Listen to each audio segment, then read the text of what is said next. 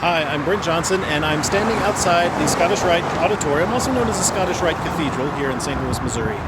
Inside is a 1924 Kimball organ, 4 manuals and 56 ranks. If you missed our tonal tour of it, there's a link down in the description to our first video. But now, Al Haker, who you may remember from our tour of the Fox Theater, which is just a block away from here, he also takes care of this instrument, and he and his crew were responsible for bringing it back to life a few years ago when it was starting to fail. Al now will take us through all 3 chambers of the organ so you can see how it works.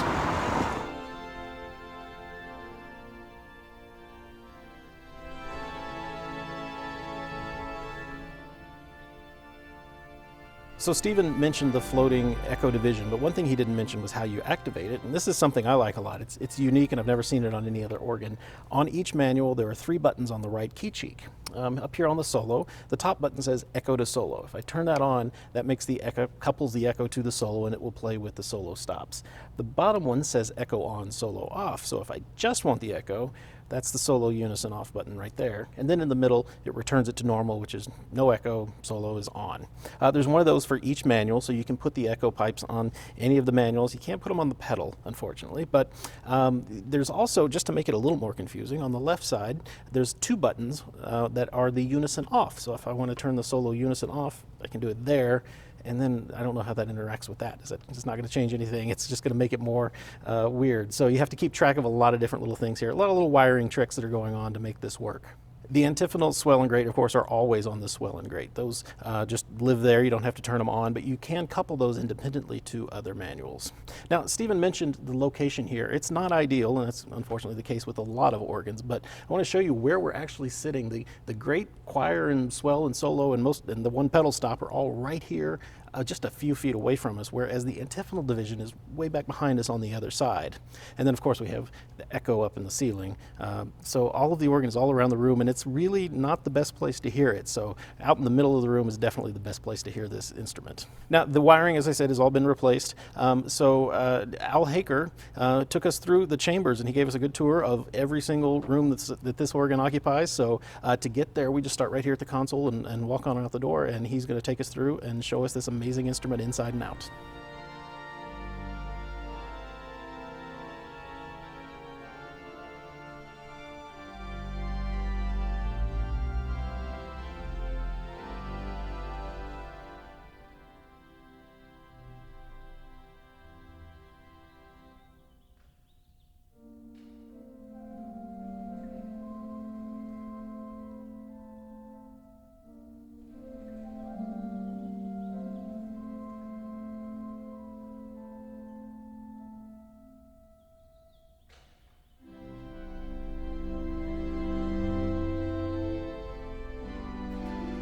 This is the entrance to the main chambers, everything. So the first thing we see here is a piano, and the organ was prepared for a piano, the relay, but it was never installed. So they this piano is from the St. Louis Theater, which is now Powell Hall. So that's the piano. So we put it in here and wired it up. It's a pressure piano, and it's from 1926.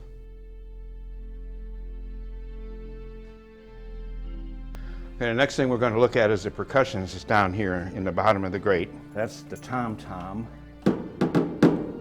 bass drum,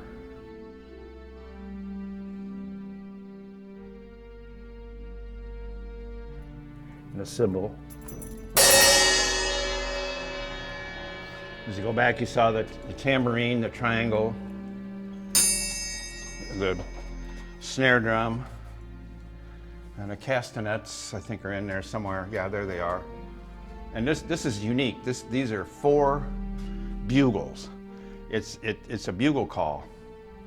It's the B flat, F, and then the F, and it plays separately from buttons. You'll see them on the console.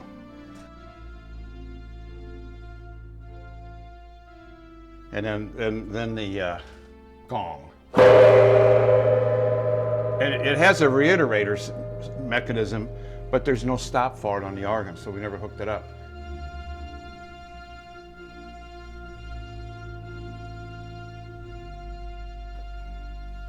It's a Marimba Harp. It reiterates too. Deegan bars. Everything in here is Deegan.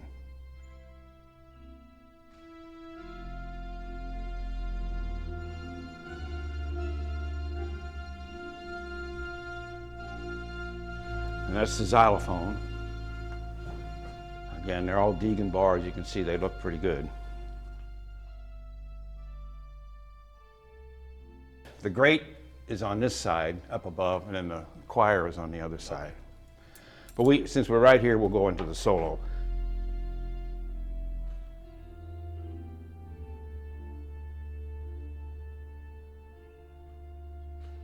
Okay, this is the, what you're looking at right here is the tuba sonora, and it's harmonic all the way, well, from 8 foot up. So you see the 8 foot C is actually the same length as a 16. So, and then behind it is the regular 16. So this is the rest of the tuba sonora. And then this set of chimes, this is not original. Somebody put these in here. The original set is up in the echo.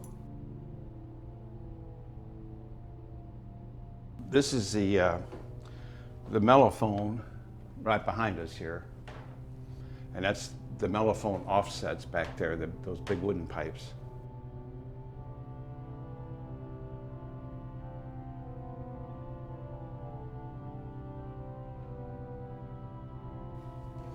Okay, and then behind the mellophone is the French horn.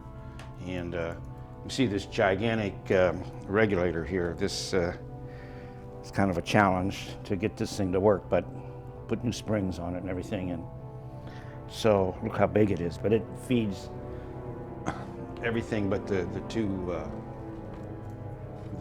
tubas. So everything else in here comes off of that regulator. And it's trimmed too, I have to say. There are 11 tremulants in this organ. For a concert organ, that's a lot, I would say.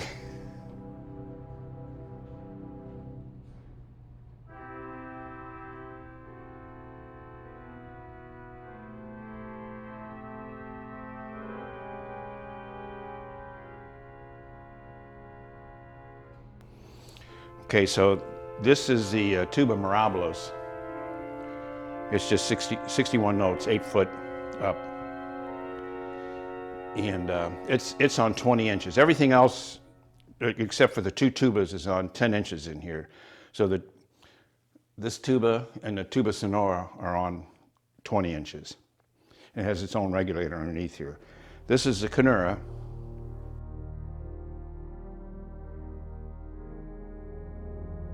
And then the English horn, or some of you call it a cor anglaise, right?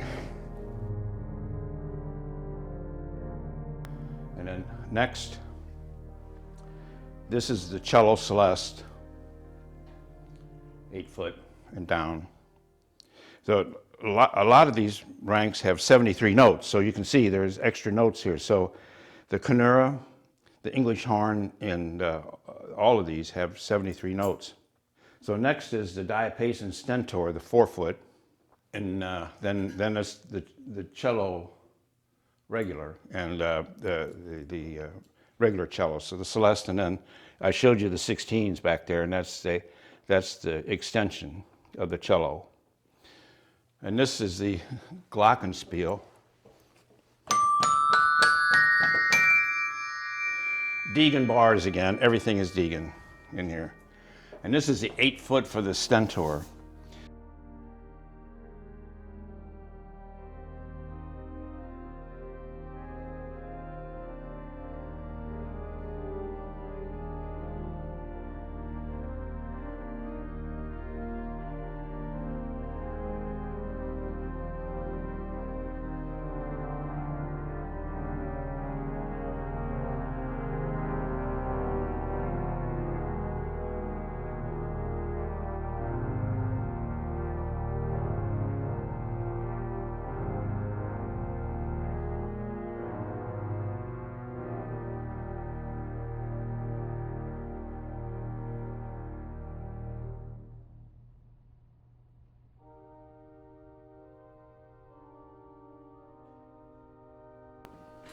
See the trem back there? That's the trem for the 10-inch.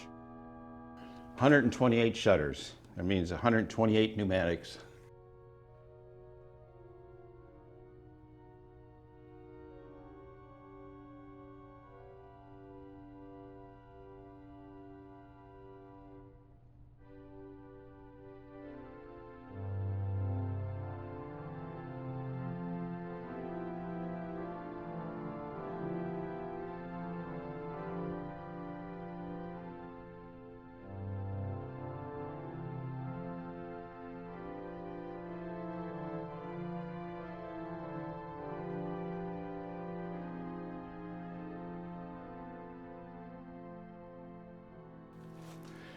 This is the regulator for the harmonic trumpet. It's all just on its own because it's on 15 inches. I'm not sure. I think it was either 15 or 20. So I think there was a trem on this once, and whoever put the trem in covered over how many inches this is supposed to be. You know, Kimball labeled everything. So to me, it sounded good on 15, so that's where it is. So this is the 32-foot C bombard. It's full length, but the ceiling is only 28 feet in here, so they couldn't get it in, so they mitered it. The first, I think, 3 pipes or 4 pipes are mitered here. You know, they just go back and forth. They make a glorious noise. These things shake the building.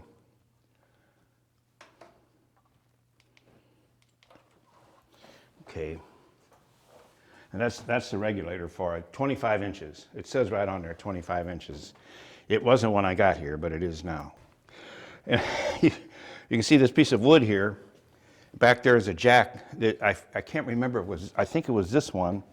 The reed slipped, so we had to take the reed out of this thing.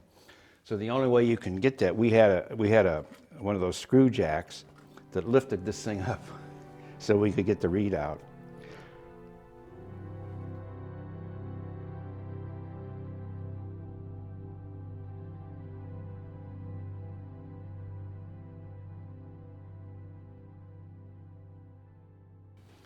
So you can see they made a handle, and you know, if you want to lift this pipe up, you just do that, and it's rounded on there. See, it's been used, obviously. So that's how you get to the reeds on these things. Isn't that something? I mean, it says St. Louis, Missouri bombard on it. Do you see that? Let's see. And you can do that with these too. I've never lifted these up. I don't know if I could. Okay, this is the ladder up to the great choir. And we'll pass by the 2 regulators. The one on the left is for the choir, and then the one on the right is for the grate. Now you can see the big bombards in the back, and in front of it is the 16-foot open wood.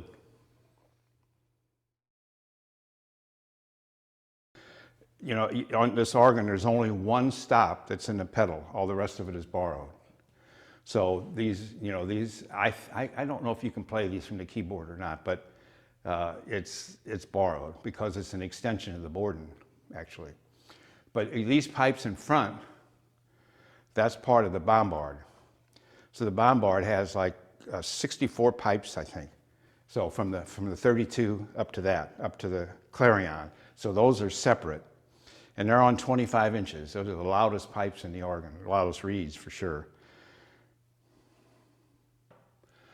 So then the next thing back is the English diapason, the 4 foot up. You saw the 16s and the 8s below. This is the 4 foot up. Again, it's 73 pipes, including the ones downstairs. And the next is a concert flute. So these are actually harmonic too. They got holes in them. Yeah, it's the Waldhorn. So that you saw the 8s and the 16s down, so that's 4 foot up. But again, 73 pipes in a rank. Okay, and this is the harmonic trumpet, and that's on 15 inches.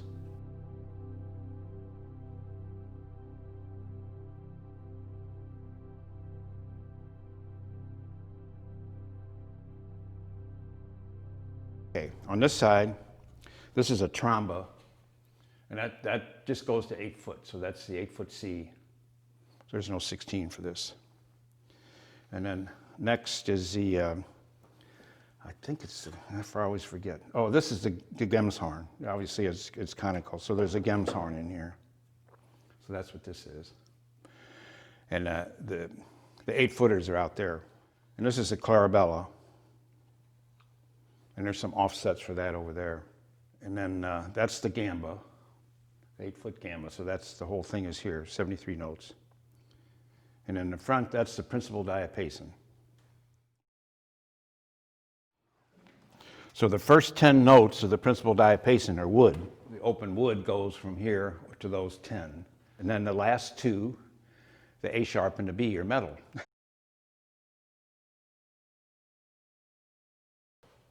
Back up in here, well, this is the top end of that 16-foot trombone, starting up there. That's the 16. Then it goes down to the. So, this is the Tibia Minor. It sounds like the Lieblich flute in the Fox, but it has a tibia sound, but it's really small. So that's Tibia Minor. And next is the, I think it's the Dulciana or I can't remember which one. Oh, yeah, this is the Dulciana. And next is the Angamaris, that's the Celeste to that.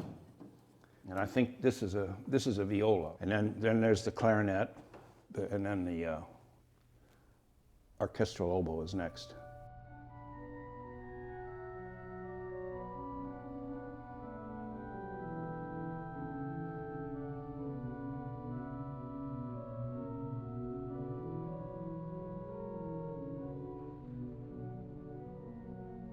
That's the Borden, or some of it. The 16-foot Borden is on the second row, and then there's 7 more pipes of it. And then starts the offset for the Tibia Minor.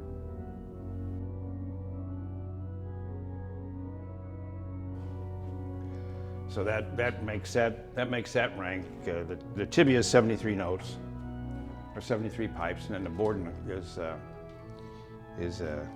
85 because it is a 16.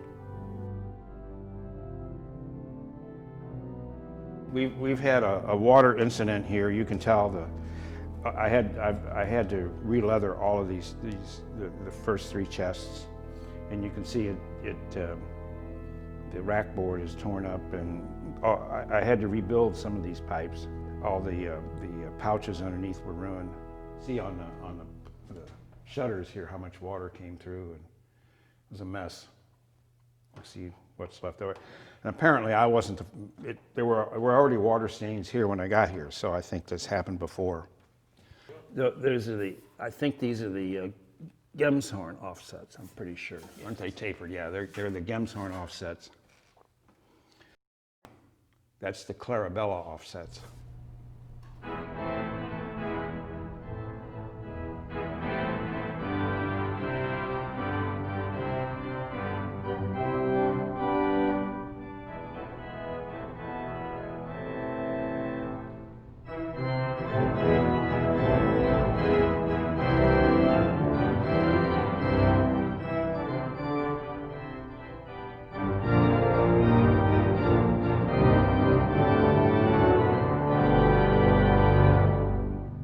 So let's see, we can go back into the blower room and back in through here.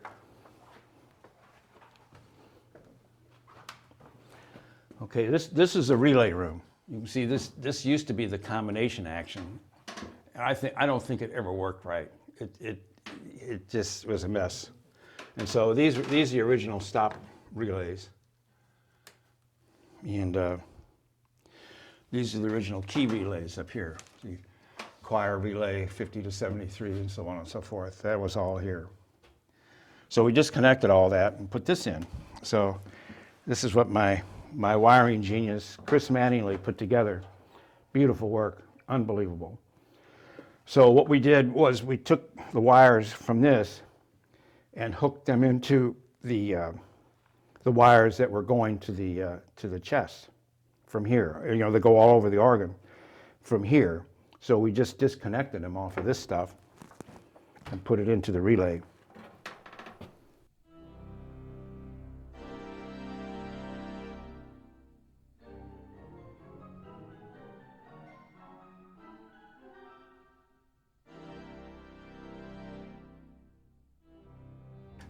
So there's, let's see, 1, 2, 3, yeah, there's 4 trims in here.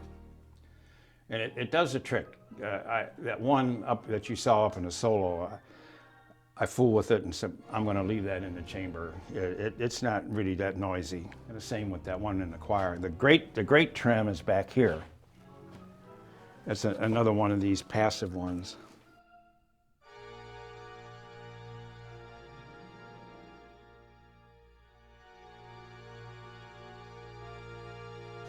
This is the fuses for the 12 volts.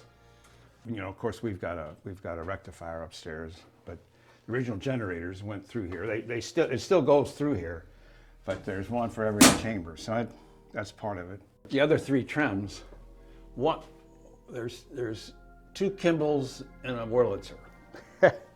That's one Kimball trim there. I think we got that from the St. Louis Theater because all the trims were disconnected. Now that's a Wurlitzer, and that goes to the tibia. Why not, right? It works.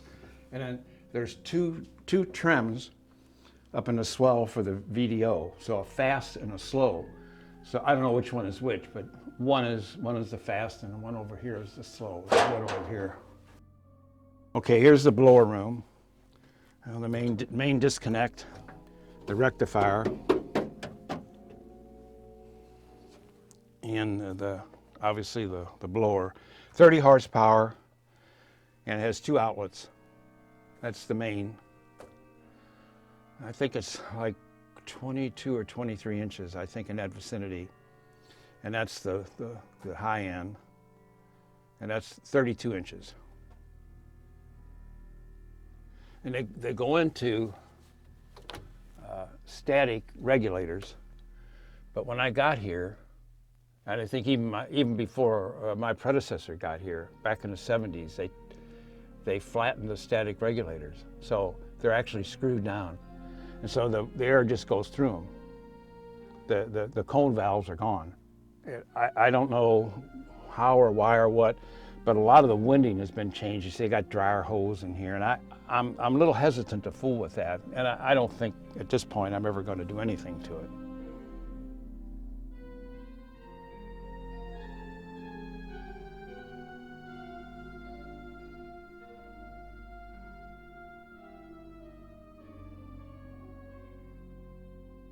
That canvas bag there is new. That blew out. This one, when I got here, that connection up there was broken. I don't know how the organ worked. None of the regulators came up, but up there you can see that metal thing was just kind of hanging there. So the blower was just sucking air through it. It was, anyway, I spent about a day or 2 up there trying to get that to work, so it was airtight. I finally got it. That's the trim for the tubas in the other room. I think that's a Kimball trim without the box on it. So, you know, since it's stuck in here in this dead room, and it works better without the box. But it goes into the solo.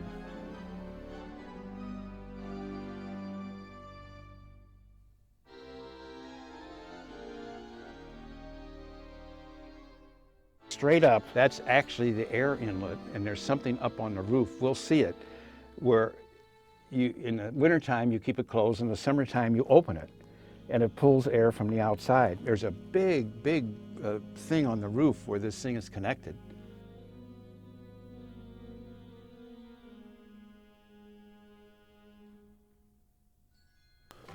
Okay, now we're going to climb up to the swell.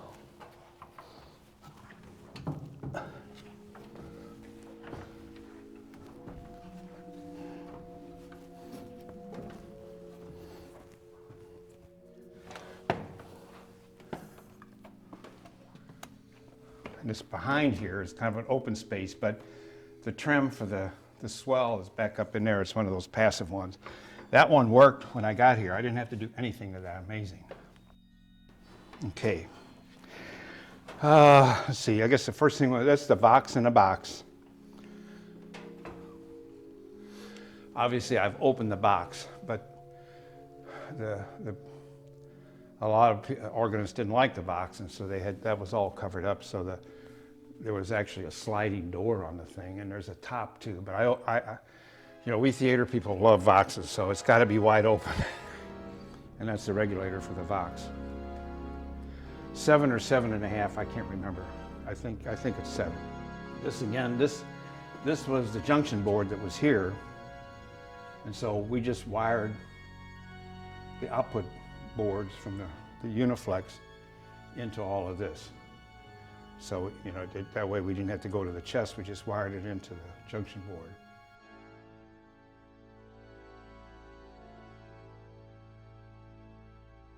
All right, behind you here, these are the 32-foot Contrabordens.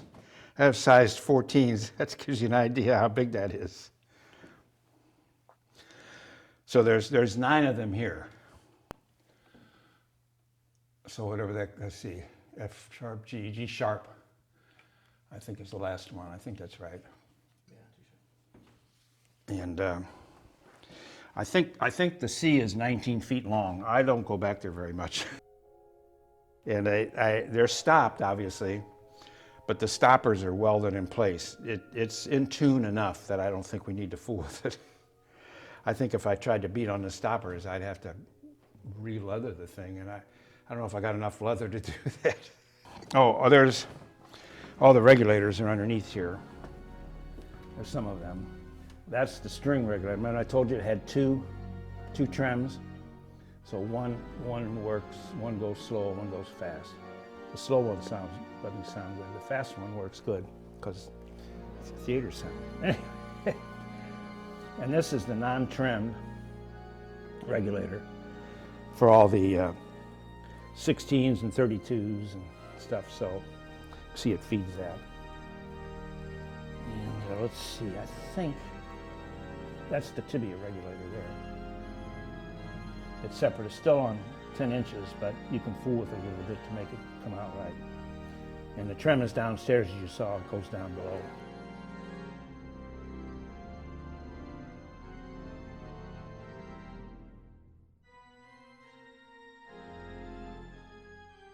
This is the 16-foot oboe horn.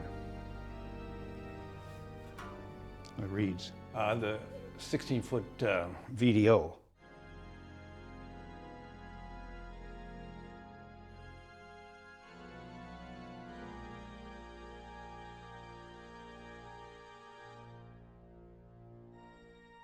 These 3 pipes, I think, A sharp B. These are the other 3 pipes that are missing off of the Contraborden. So those 3 are Contrabordens. And that's the 16-foot tibia. It goes back and it fills in where these stop. That's the 16-foot tibia back in the back, and then it comes up to here. This is the Celeste. So all the little pipes. I think it's got.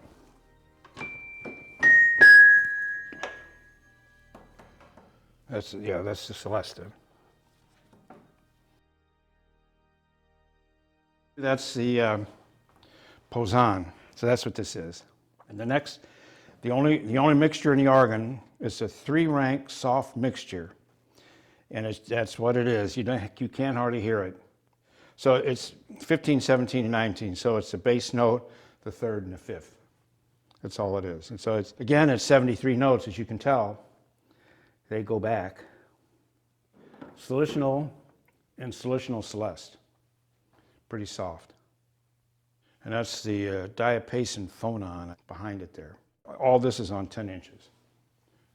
Okay, now those pipes back there, the 5 pipes are the tallest ones. See there, 1, 2, 3, 4, 5.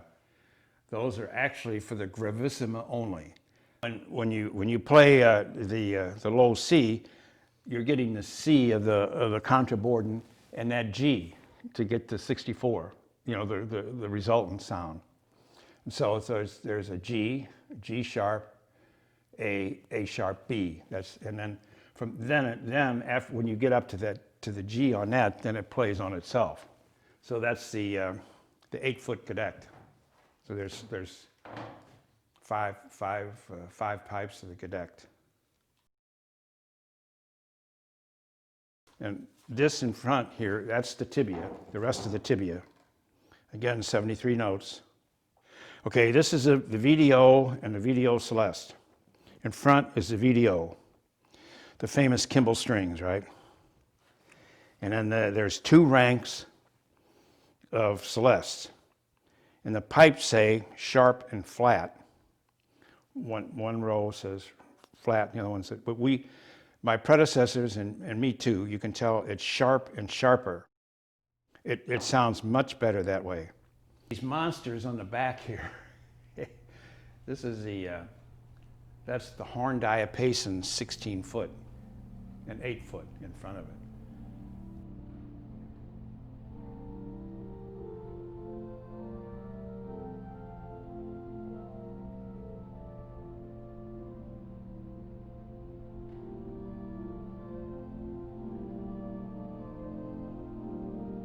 Okay, and then this is the rest of the oboe horn right in front here.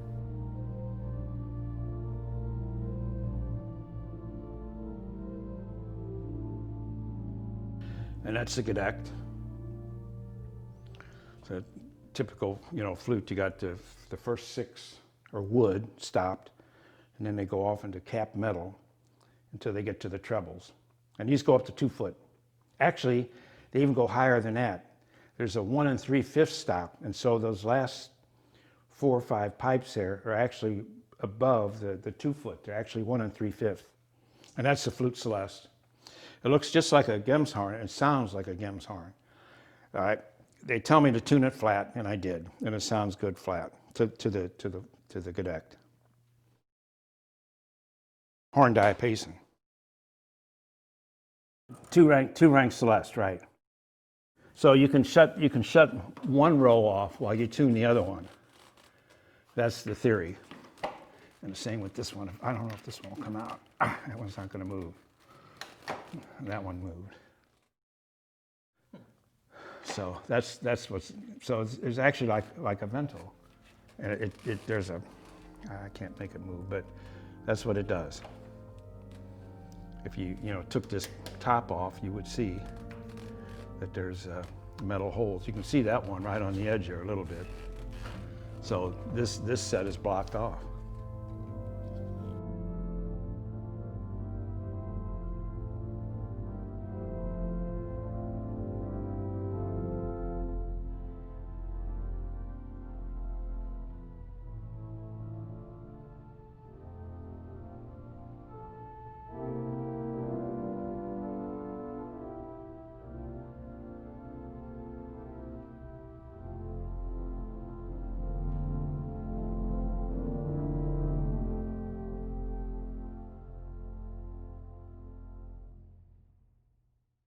I think that's it for the chamber here.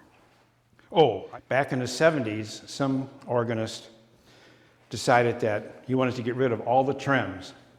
So he put Austin fans in here. And here's the remnants.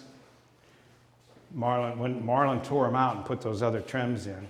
So these are actually Austin fans, where they had the trims. I know you've heard about that. That's what this is. We're on the 4th floor. That's the entrance to the chambers. And then we're going to walk through a corridor here and get on the elevator and go up to the 5th floor.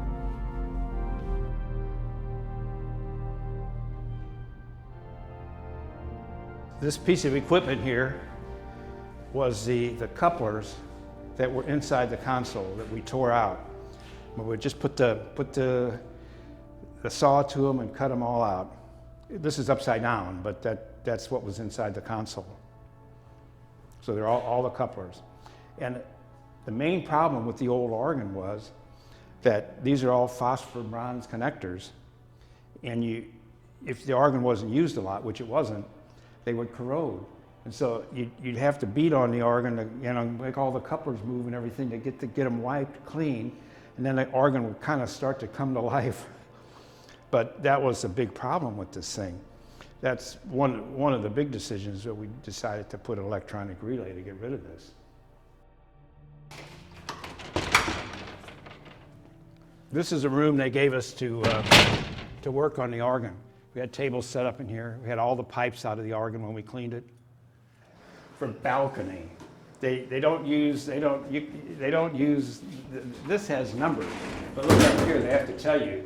So the lower level's dining room, this is the lobby, the mezzanine, the choir, the balcony, and the gallery. Here we are. Okay.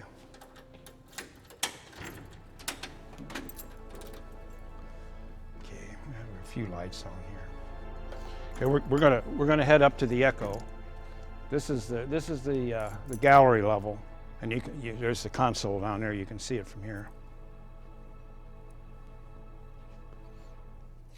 We carried a lot of stuff, and they did probably 2 years ago to get stuff in and out of here.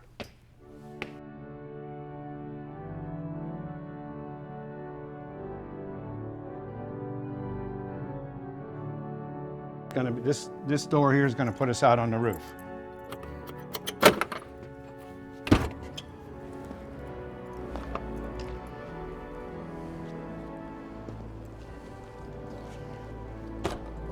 This is the lower roof. So obviously but it's the roof over the organ chambers. And obviously there's another roof up on top. I'm going to show you this. Whatever this building is, it takes the air. It's around over here. This little building here, we always wondered what it was, but there's actually that duct goes in here, and there's actually around on the other side, you can see an opening, but it goes into this thing, this big thing. I don't know why they had to make it so big or anything, I have no idea. But that's what this is. You can see the vent there, and the only thing we can figure we've ever seen is that a wooden tube that comes up into the blower room through the swell. You can see where it goes through, and there's no way to get in there. I mean, I've looked in there, you can't see anything. All right, we're going in here. This puts us into the back end of the building, into the catwalk. Whew.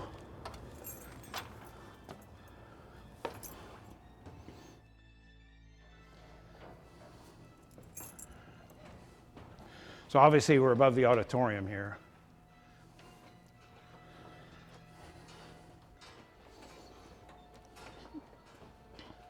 There's a door on the other side. It goes on the other side of the roof, but it won't open, and if you do, it comes off of its hinges, so we're never going that way. So this is it. This is the ladder.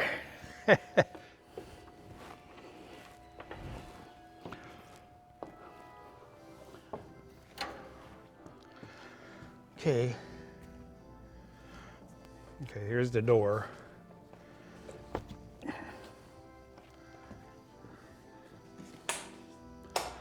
Okay, now we're in the echo.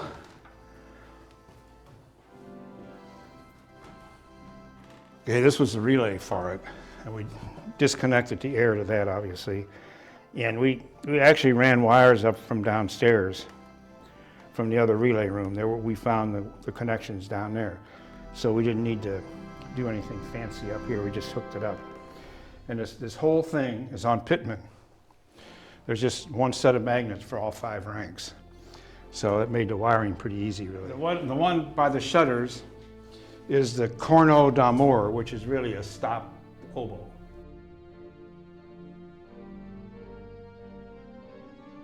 And then the next one is the, I think it's the Vox Angelica. So it's just a string, and it's the Celeste to the other one. So it's a Vox Angelica, and then the middle one is a Fern Flute.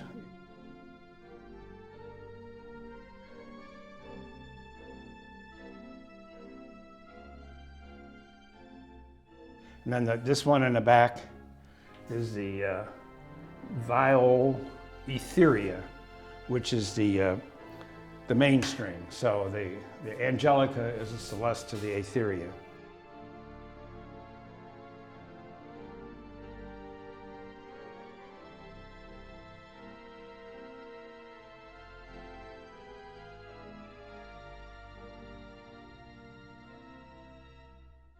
The shutters, you can see they're horizontal, and they open into a big metal tube, you know, the width of the shutters, and they make a 90-degree down into that opening in the roof of the auditorium. And then the Vox Humana is behind it, and it's on separate wires from the chest. It's still on the ventil.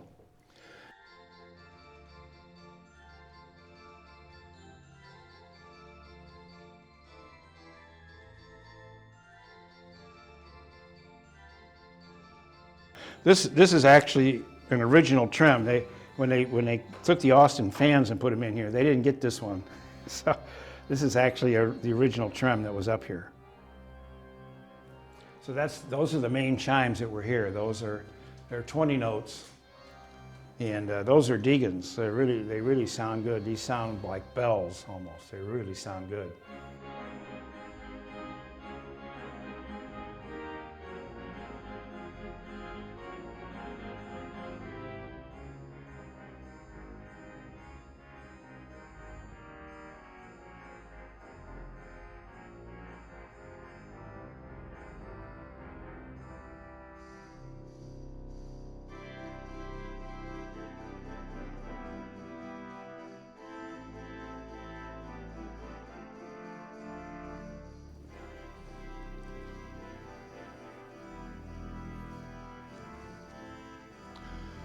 Okay.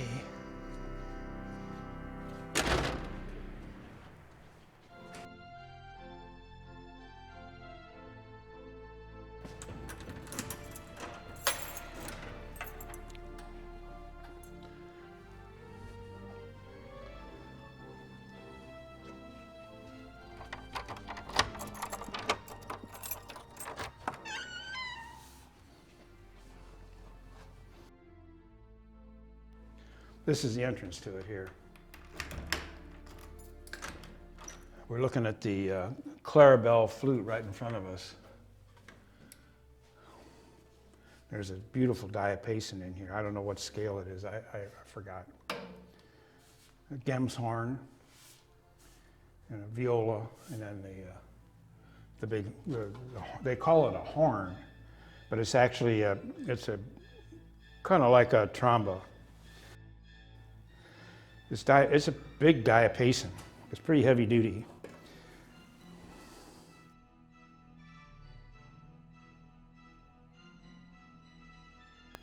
That's the 16-foot Borden in the back, down to the 8-foot.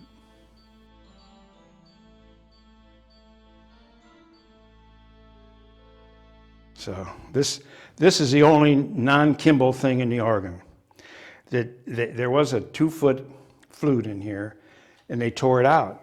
That's the bird whistle, and it was gone. So I said, well, I'm going to put that on there. So I put it on there. I found it's not a Kimball, but it works. And this is the. We had to put another relay over here because it was so far away. So we ran a Cat 5 from the console down to this thing. So when you run that Cat 5 cable, you have to have an interface. And that's about the only way really we could do it, because it was too far away from the relay. This comes down from the ceiling. I mean, here we are, we're on the 5th floor, but it's underneath the seats, you know, where we were, those seats that we crawled up, you know, to get it. That's the wind lines actually run underneath there, and they don't leak. And this is a Gem's horn offset behind you here. And the horn. It says horn on it, that's what it is. But it's pretty loud. It's more tuba sound than trumpet sound, I think. That'd be my guess.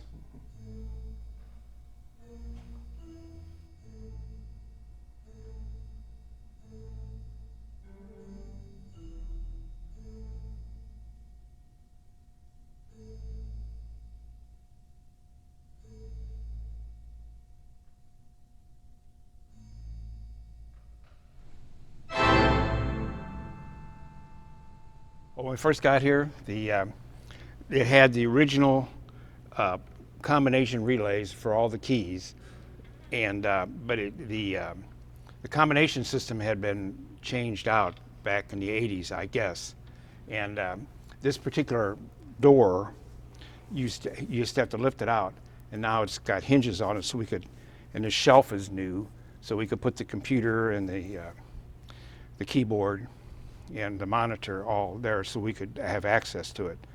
So there's actually a PC computer that this is all hooked up to. So that's off-the-shelf computer.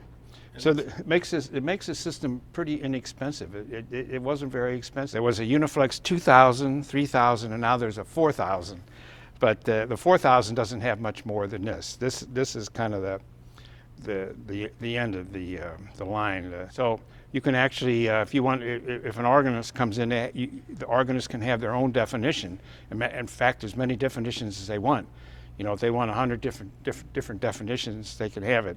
So what happens if an organist comes in and he wants to have a reed in the pedal, and you know, obviously you can couple the down from like the solo down to the pedal, but then you couple everything else that's on the solo too. So you can actually move that stop, that reed, whatever it is, down to the pedal, and it's very user friendly. You can that's the whole point, Uniflex. So it's very flexible.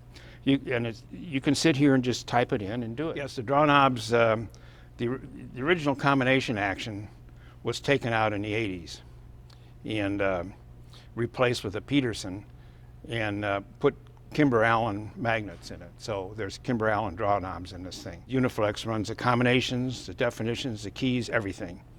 So it's a pretty good system, and it's responsive. It moves just as fast as anything. The Uniflex 3000, the big advantage is that you can have much better remote chambers. The Uniflex 2000 only had 25-pin ribbon cables that connected everything. Well, obviously, we're looking at parts of the organ that are 150 feet away from here. So you can actually take a Cat 5 cable and run it out of here, run it up through the roof, over to the other section, and it works just like magic, kind of.